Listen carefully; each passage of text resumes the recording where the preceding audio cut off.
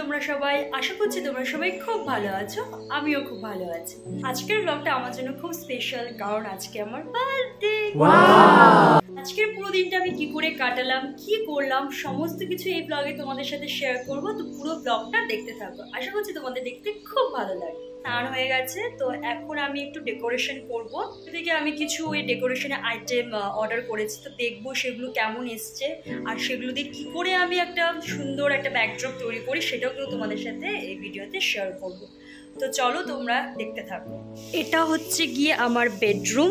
তো এই রুমটাকে আজকে আমি আমার বার্থডের জন্য সুন্দর করে ডেকোরেট করব।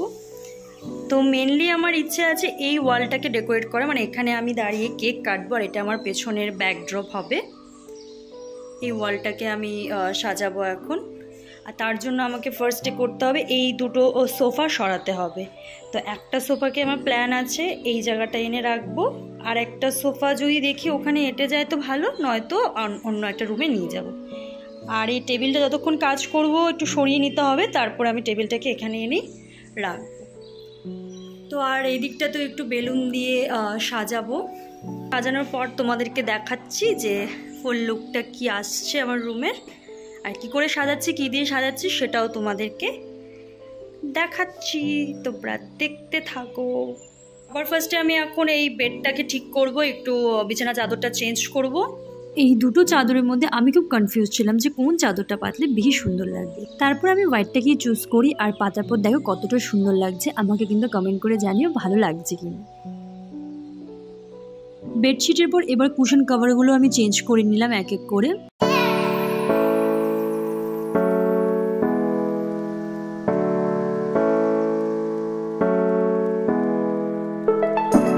বেডটাকে ভালো করে সাজিয়ে নিলাম। এবারে কাজ হচ্ছে আমার ডেকোরেশন করা। এর মধ্যে চলে এসেছে দিদিভাই, আর দিদিভাই নিয়ে এসেছে আমার জন্য কেক।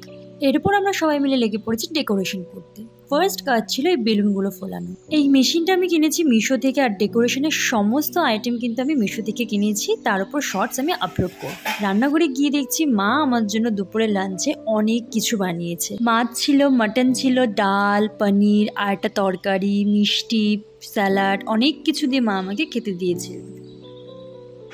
বার্থডেতে এলে আমার জন্য গিফট এনেছিস? না নিনি না, গিফট দিতে হবে। বাহ, কি সুন্দর, দেখো কি সুন্দর হয়েছে এটা। ও আমার জন্য বানিয়ে এনেছে এটা।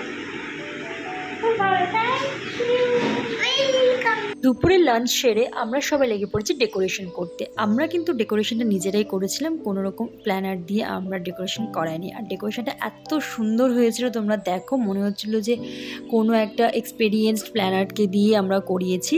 খুবই সুন্দর লাগছিল সামনে থেকে দেখতে, আর যতটা আমরা পেরেছি করেছি। পুরো ঘেমে ঘুমে অবস্থা খুব খারাপ। আর বিকেল জুড়ে ডেকোরেশনটা পুরো করেছি। কেমন হয়েছে পুরো ডেকোরেশনটা আমি তোমাদের ব্যাক ক্যামেরা করে ভালো করে দেখাবো। তারপর তো এখন একটু যাই, একটু ফ্রেশ ট্রেশ হয়ে এগুলো সব জিনিসপত্র গুছিয়ে টুছিয়ে একটু রেডি ফেডি হবো, তারপর তোমাদের সাথে দেখা যাচ্ছে।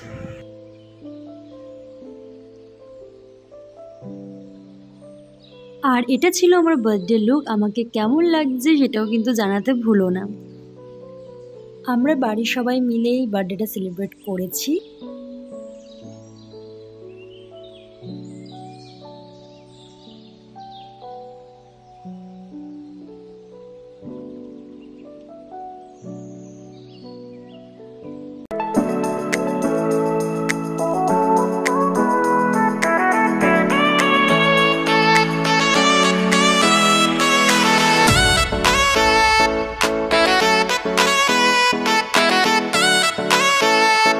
আমি সেদিন ভীষণ হ্যাপি ছিলাম, আমি জানি না কেন, আমার খুব আনন্দ হচ্ছিল। আমি তো নিজে নিজে কেক কাটছিলাম।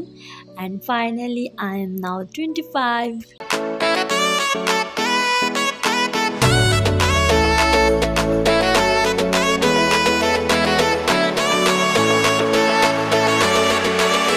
আফটার কেক কাটিং আমি অনেক ছবি তুলেছি, সেগুলো সব আমি আমার ফেসবুকে আপলোড করেছি। আমার ফেসবুকে আইডি অ্যানা ঘোষ, তোমরা গিয়ে দেখে নিতে পারো।